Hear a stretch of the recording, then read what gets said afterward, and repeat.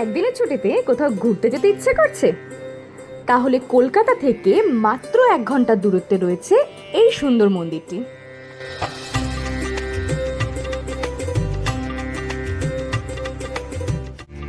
মন্দিরের টাইমিং হলো সকাল 7:30 থেকে দুপুর 12টা ও বিকেল 4টে থেকে রাত 8টা পর্যন্ত।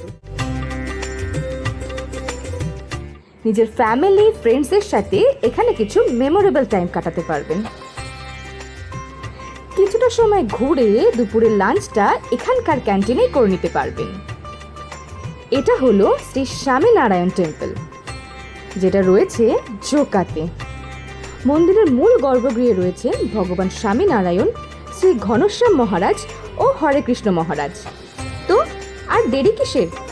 সামনের উইকেন্ডে আপনারাও একটু প্ল্যান করে ফেলুন আর চলে আসুন এমন একটি সুন্দর মন্দির দর্শনে। আর এইরকম ভিডিও পেতে ঘুরু ঘুরু উইথ আজকে ফলো করে দিন।